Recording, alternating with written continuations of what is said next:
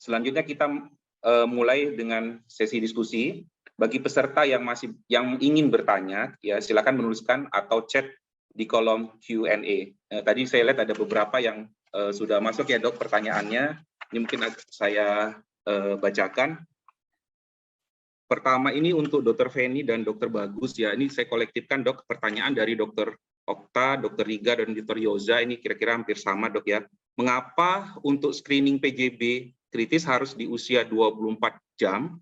Jika kita tidak melakukan di usia kurang 24 jam, apakah tidak bisa diambil kesimpulan? Mungkin relate dengan pertanyaan Dr. Rika, jika kita sudah lakukan screening awal dengan pulse oximetry pada neonatus usia 24 jam tersebut, kira-kira langkah apa yang harus dilakukan? Ini sama juga dengan Dr. Yoja, mungkin sambil menunggu rujukan Sisrute ya dok, yang di daerah mungkin selama ini agak sulit untuk masuk ke PPK 3. Mungkin Dr. Feni sama Dr. Bagus bisa bantu untuk jawab kita. Silakan dok. Iya, jadi kenapa usianya, Dr. Bagus, saya izin duluan, nanti mohon ditambahkan Dr. Bagus dan Prof. Sukman. Jadi kenapa usianya 24 jam sampai dengan 48 jam? Karena kalau kurang dari 24 jam, katanya dia masih belum stabil secara hemodinamik, jadi masih suhunya belum stabil, kemudian gula darah juga belum stabil. Jadi akan memberikan hasil yang positif palsu. Kenapa kalau dia lebih dari 48 jam tidak termasuk screening? Karena sudah lewat, jadi sudah terlambat waktu kita untuk menyelamatkan dia. Pasien akan sudah mulai bergejala. Jadi screening itu kita lakukan pada saat pasien tersebut belum ada gejalanya. Jadi belum ada gejala sesak napas. Jadi pada pasien-pasien yang memang biasa yang mau rencananya kita pulangkan. Namun bisa juga kita lakukan sebelum 24 jam, tetapi itu pada pasien yang dipulangkan sebelum 24 jam. Jadi pada kondisi pasien itu kita lakukan pemeriksaan screening ini. Namun harus hati-hati, diikuti sesuai dengan alurnya. Kalau termasuk yang meragukan, diulang lagi 1 jam sebanyak 3 kali kalau masih tetap meragukan. Tapi kalau 1 kali kita sudah dapatkan dia di bawah 95, itu berarti sudah fail. Dan kita lanjutkan.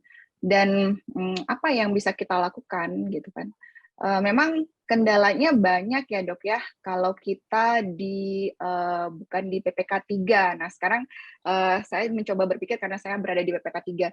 Tapi yang bisa kita lakukan kalau kita sudah menemukan screening tersebut positif atau dia fail, artinya kita curiga dengan PJB kritis, maka yang harus kita lakukan adalah mendiagnosis.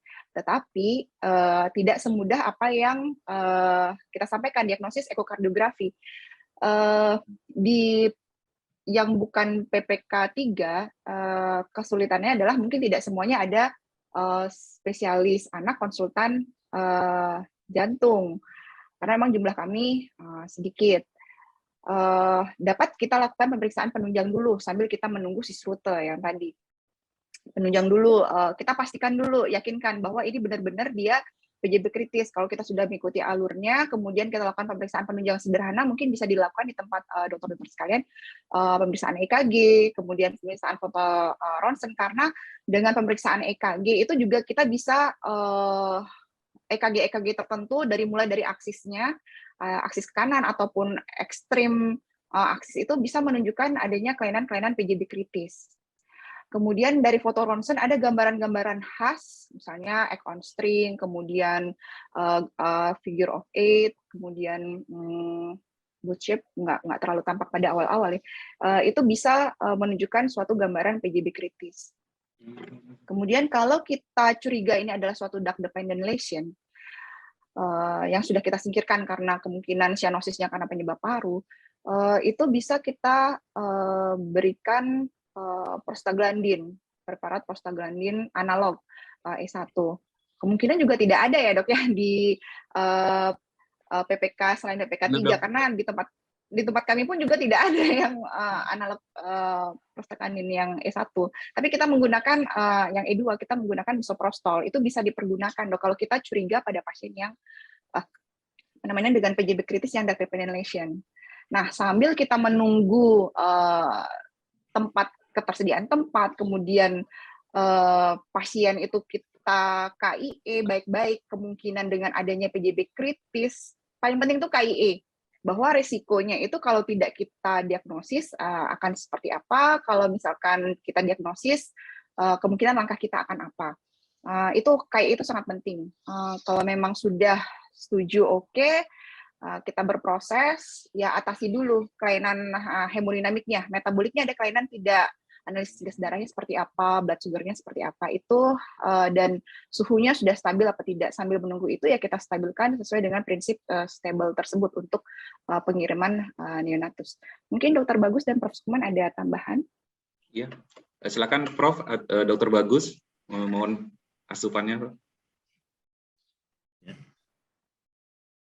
Ya, mungkin sedikit saya kira sebelum Dokter Bagus.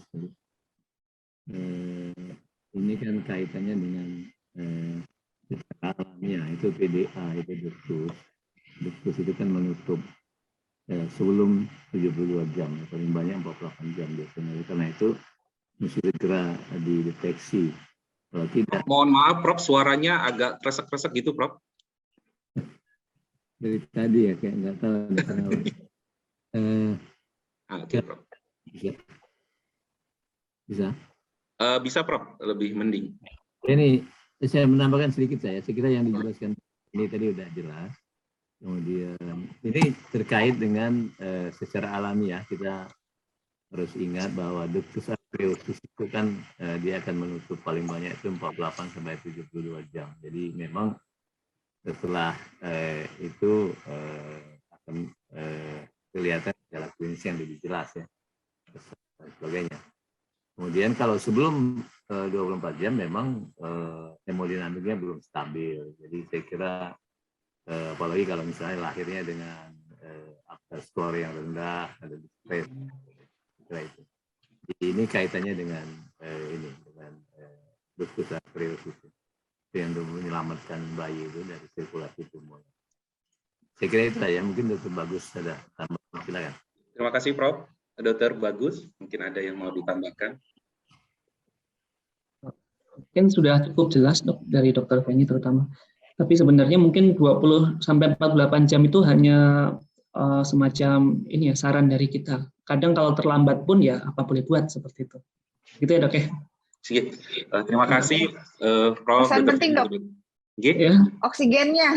Oh gitu. Kita harus menggunakan oksigen yang bijak. Jadi kadang kalau orang takut ini PJB kritis, cyanosis, oksigennya langsung dinaikin tinggi ya Dok ya, untuk mengurangin oksigennya gitu. Cuman ya, pesannya aja Dok, jadi kita harus bijak menggunakan oksigen pada pasien yang kita curigai dengan PJB kritis, terutama pada saat kita merujuk itu harus hati-hati karena seperti yang di Prof. Sukman bilang, duct appendage musuhnya adalah oksigen.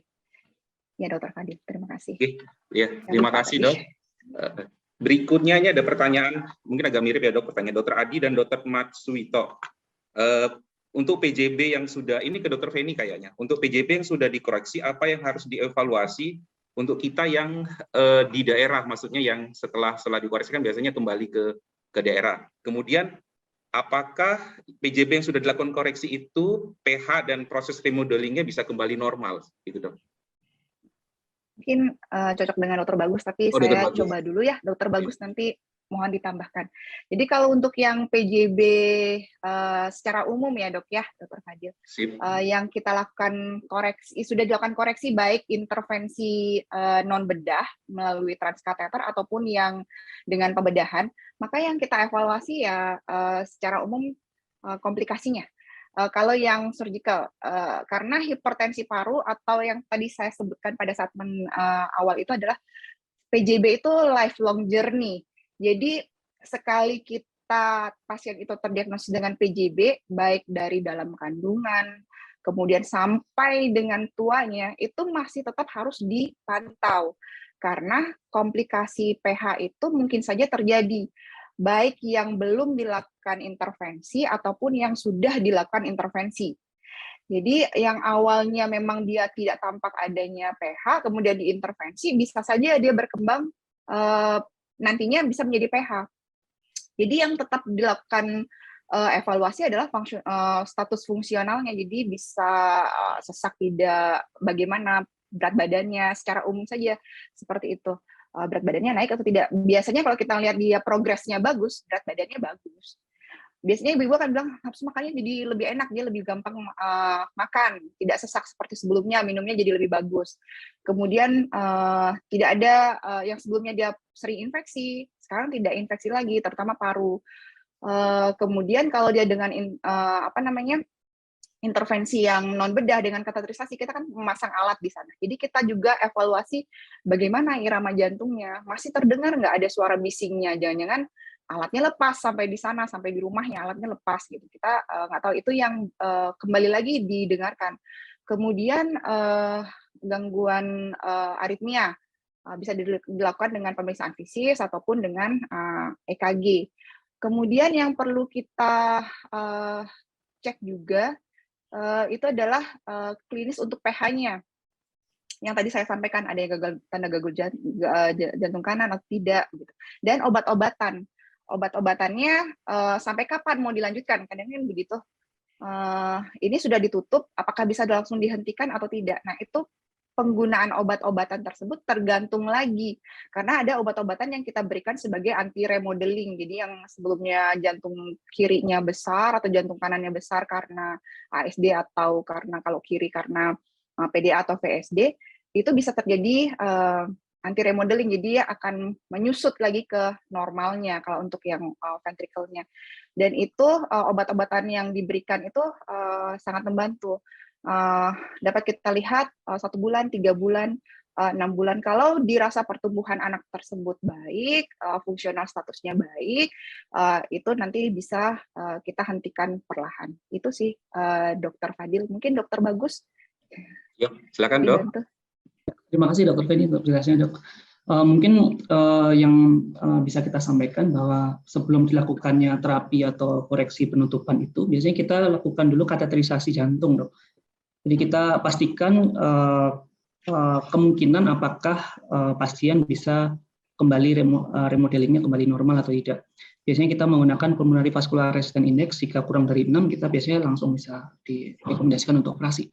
Tapi jika lebih dari itu, biasanya kita lakukan beberapa tes vasoreaktif seperti diberi oksigen atau diberikan ilopros ketika kateterisasi. Jika misalnya pas pulmonary vascular resistance index-nya bisa turun, kurang dari 20%, atau pulmonary vascular resistance-nya bisa turun, itu mungkin juga masih kita bisa tutup atau kita surgery seperti itu, Dok. Cuman memang tidak menutup kemungkinan yang disampaikan tadi, kalau sudah ditutup, sudah dikateterisasi, ternyata masih terjadi hipertensi paru yang tadi golongan 4 dari kriteria dari hipertensi paru karena CHD ya. Jadi itu yang mungkin perlu kita berikan sildenafil ataupun fusintan atau ilopros atau virapros dalam jangka panjang. Yang mungkin seperti itu, Dokter Feni. Ya, mungkin Prof. Sukman, Prof, kira-kira ada yang mau ditambahkan, Prof? Oke, ya, ini berikut kita masuk ke pertanyaan berikutnya ya, Dok. Ini sepertinya ditujukan ke Dokter Bagus dari Dokter Nova dan Dokter Ragatianus. Dosis sildenafil untuk pH berapa lama diberikan dan bagaimana? Ada pertanyaan juga relate dengan Dokter Willy, bagaimana screening atau pemeriksaan klinis sederhana untuk menaikkan dan menurunkan dosis seperti yang dokter jelaskan di slide sebelumnya. Terus apakah dengan penggunaan sildenafil, bagaimana dengan penggunaan sildenafil pada anak talasemi dengan hemodiuresis pada jantung yang mengalami PH, Dokter Bagus? Terima kasih, Dok. Banyak banget langsung tuh. Jadi yang pertama mungkin dosis sildenafil ya. Biasanya kita mulai dari 0,3 mg per kilogram berat badan, 3 kali sehari per 8 jam, kadang dinaikkan jadi per 6 jam. Untuk kapan kita naikkan atau turunkan, ini sebenarnya idealnya kita naikkan turunkan memang untuk setup yang tadi di presentasi saya itu setup di ruang intensif, di mana terpasang monitor pressure langsung ke paru-paru. Tetapi yang bisa kita lakukan di daerah atau di poliklinik itu adalah kita lihat langsung kalau misalnya tidak ada alat ekokardiografi ya, kita bisa lihat langsung di klinisnya. Yang tadi beberapa klinis penting seperti kecapean atau pingsan atau mungkin yang khas dari hipertensi paru adalah dia akan semakin berat atau keluhan-keluhan itu akan semakin tampak ketika aktivitas ringan atau berat. Jadi itu yang bisa kita jadikan acuan untuk menaikkan ataupun menurunkan dosis. Memang ada beberapa penelitian yang bilang naik dosis itu harus sampai bisa aktivitas ringan seperti itu. Jadi itu minimal target kita adalah bisa aktivitas ringan tanpa keluhan sama sekali. Jadi itu target dari dosis sildenafilnya, dok. Kemudian pertanyaan lain mungkin apa ya, dok? Tadi penggunaan sildenafil pada anak talasemia yang mengalami hemodysrosis, dok, pada jantung yang mengalami PH. Ada beberapa penelitian yang menunjukkan pasien talasemi diberikan sildenafil akan memperbaiki kondisi, terutama kondisi hemodinamiknya, seperti itu. Jadi mungkin memang bisa diberikan sildenafil untuk pasien-pasien talasemi. Itu, dok. Mungkin terus pertanyaan selanjutnya, sampai kapan ya? Sampai kapan diberikan sildenafil? Di beberapa penelitian, terutama post operasi, bahkan ada beberapa wacana untuk pasien-pasien dengan post Fontan atau BCPS itu ada baiknya diberikan sildenafil secara rutin untuk seterusnya, seperti itu. Jadi ini kalau untuk yang post operasi Glenn ataupun Fontan masih debatable, jadi masih belum tahu apakah ini suatu kebenaran atau tidak untuk jangka panjang nantinya.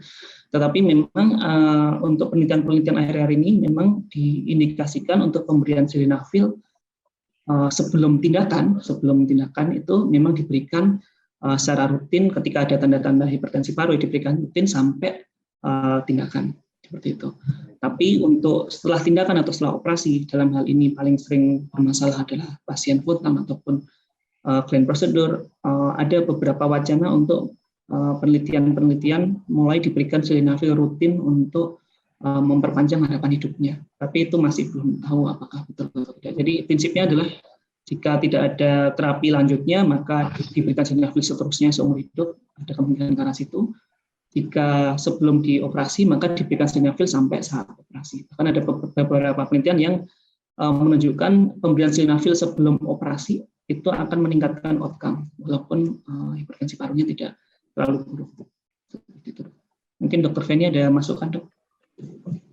Silakan, dok. Ya, ada dokter, bagus. Dok, ini juga ada pertanyaan dari Dr. T. Tadi di slide-nya Dr. Feni ya, kalau nggak salah TOF itu termasuk PJB yang memberikan dampak pH. Mohon penjelasannya, dok. Iya, agak aneh ya. Kalau TOF itu kan vaskular parunya ada obstruksi di jalan keluar ventrikel kanan. Jadi ada stenosis di infundibulumnya. Nah, ada varian-varian TOF yang kalau kita temukan dia delay, jadi seperti misalkan TOF dengan atresia pulmonal, itu biasanya pasien tersebut sudah ada makcanya, jadi ada kolateral yang langsung ke paru. Jadi kolateral itu dari aorta. Jadi dengan adanya flow yang setingkat atau setinggi aorta, itu langsung ke paru, itu yang bisa menyebabkan hipertensi paru. Nah, atau misalkan pada pasien yang TOF yang sudah dilakukan koreksi paliatif, misalkan pada TOF yang dilakukan BT shunt. Jadi dipilih salah satu, BT shunt kiri atau ke kanan. Nah, itu yang bisa menyebabkan terjadinya hipertensi paru yang segmental. Jadi dia di satu segmen aja dia terjadinya PH. Jadi itu ada laporan yang seperti itu. Dan juga ada variasi TOF yang bisa menyebabkan PH. Nah, saya juga mencari di pasien-pasien kami TOF mana yang menyebabkan PH, ternyata pada TOF yang tadi seperti yang tadi, dan ada juga yang pink TOF. Jadi kalau untuk yang pink TOF itu dia gambarannya seperti tetralogi ovalo, tetapi klinisnya dia tidak terlalu cyanosis. Jadi saturasinya masih bisa di atas 90%. Nah, ini yang hemodinamiknya, secara hemodinamiknya akan mirip seperti VSD besar. Kalau dia tidak terkoreksi lama atau terlambat, maka bisa akan menyebabkan PH. Itu mengapa pasien-pasien TOF bisa terjadi hipertensi paru. Itu, Dr. Fadil. Prof, mungkin ada tambahan, Prof?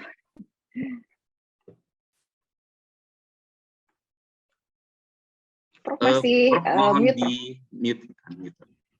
Oke. Masih kresek-kresek nggak? Enggak, Prof. Bagus, Prof. Ya saya kira sudah jelas ya dari Dr. Fedi. Jadi POF yang klasik memang tidak mungkin ada pH. Jadi karena flow ke paru ini kan sangat terbatas. Tapi yang tadi dikatakan varian-varian POF, apalagi yang pink follow, itu kan left to right sun, kemudian high flow juga ke pulmonal, sehingga aliran darah ke paru sangat meningkat. Itu yang bikin hipertensi pulmonal. Saya kira juga yang ada kolateral, ya, itu saya kira itu. Tapi tidak terlalu sering. Terima kasih. Ya, terima kasih Prof. Dr. Feni, Dr. Bagus, sama Dr. Prof. Suman, ini pertanyaannya banyak, nggak apa-apa ya kita bantu selesaikan ya Dok ya. Waktunya sampai jam berapa ya? Kira-kira jam 5 ya kalau nggak salah. Ini soalnya banyak pertanyaannya. Nggak apa-apa ya Dok.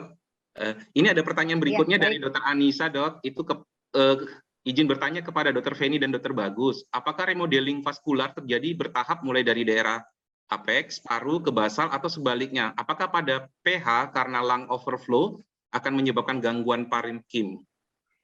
Mungkin bisa langsung ke Dr. Feni atau Dr. Bagus ini. Iya, Dr. Bagus boleh menambahkan nanti ya, mohon bantuan. Ini kok kayak ujian Dr. Anissa. Iya, jadi agak sulit ya, karena gini, kalau dilihat dari patofisiologinya itu kan kita awalnya kenapa terjadi pH itu karena adanya peningkatan flow dan tekanan. Nah, awalnya kan kalau kita lihat dari gambaran paru, distribusinya dari min pulmonari arteri, kemudian bercabang menjadi arteri pulmonalis kanan dan kiri, kemudian akan bercabang lagi sesuai dengan itunya ke distal, jadi dari proksimal ke distal. Nah, karena adanya hemodinamik yang sedemikian rupa akibat adanya flow dan tekanan yang meningkat secara terus-menerus, maka akan terjadi perubahan di pembuluh darah tersebut di sepanjang arteri pulmonalis, baik dari proksimal ataupun distal. Memang mungkin awalnya akan terjadi di proksimal, ya makanya dari gambaran ronsennya akan terjadi dilatasi dulu, dengan gambaran masih yang vaskular parunya masih meningkat, itu artinya masih pH-nya masih karena flow-nya, karena aliran parunya yang cukup tinggi. Kemudian lama-kelamaan, maka distalnya juga akan terjadi perubahan endotel di sana, kemudian alirannya yang damping dan clumping, sehingga vaskular di distalnya juga akan ikut berubah. Jadi berapa lama perjalanan dari dia proksimal ke distal itu saya tidak begitu tahu, tetapi perjalanannya adalah seperti itu. Dia terjadi secara bersamaan, namun apa yang terjadi di awal dan di belakang itu tetap terjadi perubahan. Namun yang akan kita tampak dari gambaran klinis maupun penunjangnya itu adalah seperti itu. Jadi bertahap dulu dari dia proksimalnya dulu, kemudian baru sampai semakin memberat, distalnya juga akan ikut terjadi perubahan. Itu sih, Dr. Fadil. Okay. Dokter Bagus, Dok, ada tambahan, Dok? Itu yang ya, mungkin kalau untuk apikal ke basal, menurut saya mungkin nggak ada proksimal distal ya. Ada bedanya. Kalau proksimal distal memang sepertinya ada hubungannya, Dok ya. Tapi kalau ke apikal ke basal sepertinya tidak. Kemudian pH karena lung overflow akan menyebabkan gangguan parenkim. Dari beberapa yang jelas sih tidak ya Dok ya. Kalau untuk gangguan parenkimia Dok ya, kemungkinan hanya terjadi remodeling yang udah tidak bisa kembali seperti semula gitu. Ya, itu kalau dilihat dari grupnya ya Dokter Bagus ya, itu berbeda grup ya Dokter Bagus. Iya, kalau yang bisa itu kan gangguan parenkim dulu menyebabkan pH Dok. Ya. Cuman kalau pH lung overflow terjadi gangguan parenkim tidak Dok, tapi yang tadi yang saya sempat presentasikan, jadi bisa terjadi karena lung overflow itu bisa menyebabkan gangguan parenkim, sehingga keduanya akan menyebabkan pH itu masih mungkin Dok. Ya. Jadi bukan pH-nya yang membuat gangguan parenkim, tetapi lung overflow-nya itu sendiri. Yang pertama dia menyebabkan hipertensi paru, yang kedua dia bisa menyebabkan gangguan parenkim. yang intinya dua-duanya akan menyebabkan pH. Kira-kira ada tambahan lagi nggak ya, Prof? Enggak ada. Oke, kita masuk pertanyaan berikutnya nih. Soalnya masih banyak pertanyaan. Ini pertanyaan dari Dokter Sadia nih, Dok. Mungkin ke Dokter Feni sama Dokter Bagus. Pada pasien dengan PH dan ada riwayat gagal jantung, apakah pemberian digoxin diberikan secara kontinu walaupun gejala gagal jantungnya sudah tidak ada? Atau digoxinnya hanya jika ada gejala gagal jantungnya saja, Dok? Jadi pasiennya masih dengan belum dikoreksi ya, Dok ya? Belum, ini kayaknya sebelum. Kalau memang kalau kita lihat yang tadi algoritmnya untuk pasien yang awal dengan kita secara umum curiga dia dengan pH, itu memang terapi awalnya adalah pemberian diuretik dan digoxin. Karena sudah diberikan secara berkesinambungan, maka gejala gagal jantungnya akan menurun. Jadi kalau kita evaluasi dari raw score, itu membaik tampaknya. Artinya dia sudah terjadi keseimbangan antara yang masuk dengan yang keluar. Tidak bisa kita stop, Dok, pada saat tersebut. Artinya itu kondisi yang sudah seimbang, sudah bagus, jantungnya bisa mengkompensasi dengan bantuan obat-obatan tersebut. Jadi tetap dilanjutkan. Kecuali nanti misalkan dia sudah dilakukan koreksi dan memang setelah koreksi dievaluasi beberapa kali sudah terjadi perbaikan dan secara fungsionalnya dia membaik, secara ekokardiografinya dia juga penunjangnya dia membaik, ya boleh dihentikan. Tapi semasih dia itu tetap dilanjutkan. Oke, Dok. Ini ada pertanyaan lagi, Dok, dari Dokter Bangkit Putrawan. Pada kasus neonatus PPHN, penggunaan MgSO4, apakah bisa digunakan pada anak dengan PHT dalam kondisi gagal jantung? Ini pada kasus neonatus dengan PPHN. Agak ini ya, PPHN, PJB kritis mirip-mirip sih. Kadang kita salah. Kita bilang PJB kritis ternyata PPHN atau sebaliknya. Tapi kalau untuk PPHN, terapinya tetap sama. Jadi targeted terapi. Pemberian oksigenasi, kemudian pemberian obat-obatan untuk targeted pH-nya. Namun, tidak semua tempat punya sildenafil. Gitu. Kalaupun ada, dia harus keluar, jadi agak sulit. Tetapi kalau MgO4 itu memang termasuk dalam calcium channel blocker. Masuk juga sih, bisa berperan di dalam pH, dia bisa menurunkan dan akhirnya bisa menyebabkan vasodilatasi. Tetapi sayangnya MgO4 itu cepat dia menyebabkan vasodilatasi dan akhirnya terjadi hipotensi. Kalau pasien dengan gagal jantung, itu output-nya akan turun, output dari jantungnya menurun. Kalau kita berikan lebih vasodilator yang berlebih, maka akan semakin berkurang perfusinya, terutama ke organ-organ penting. Oleh karena itu sangat berhati-hati dan tidak dianjurkan menggunakan itu kalau kita mempunyai terapi contohnya sildenafil. Dan harus hati-hati dalam pemantauannya.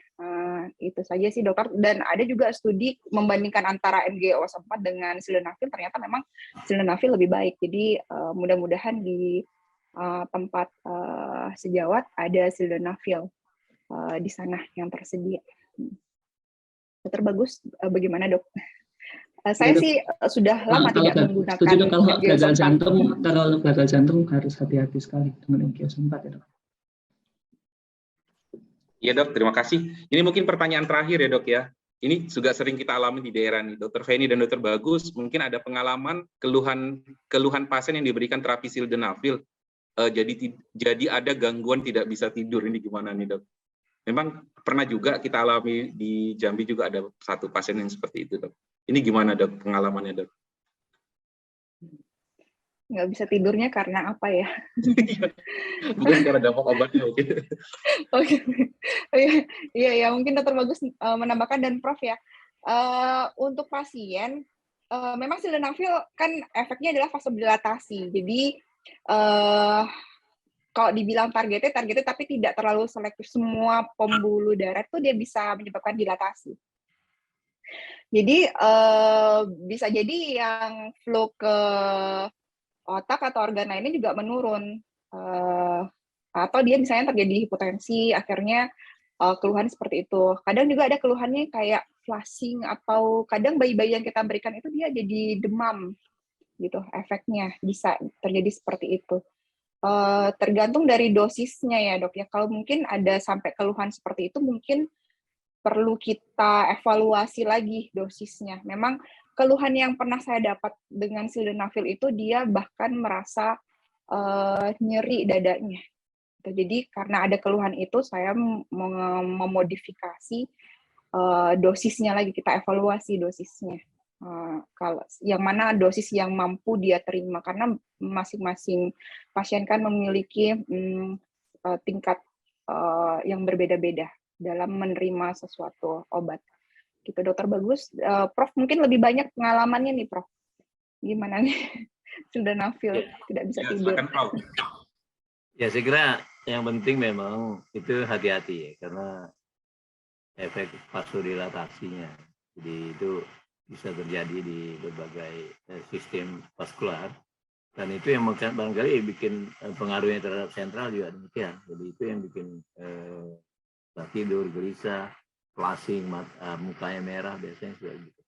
Jadi dosisnya memang sebaiknya dimulai dari awal dulu, yang paling kecil. Ya. Kemudian kalau belum ada efek yang baik, dinaikkan pelan-pelan sampai cukup. Jadi hati-hati memang pemakaian sildenafil. Ya, hati-hati ya Prof ya. Terima kasih pada Prof Sukman, Dr. Heni, Dr. Bagus. Ini luar biasa ya dok. Saya lihat dari jumlah partisipannya tidak berkurang ya, di angka 580 sampai 600 ya Dokter Risti ya. Ini sebelum kita tutup ya, mungkin dokter kita ini jujur saya nggak berani membuat kesimpulan apapun ya, takut salah. Tapi yang pasti dok, ini sangat bermanfaat untuk kami dokter anak yang di daerah, karena jujur memang kita kan selalu yang menerima pasien setelah dilakukan tindakan di pusat-pusat atau center-center pendidikan. Jadi dengan adanya roadshow UKK kardiologi ini, terus jujur ini sangat membantu kita ya dokter anak di daerah. Minimal ada pencerahan yang sangat lumayan banyak ya buat kita, apa yang harus kita lakukan dan apa yang harus kita perhatikan. Nah, ini demikianlah acara rangkaian online simposium online dari UKK kardiologi. Karena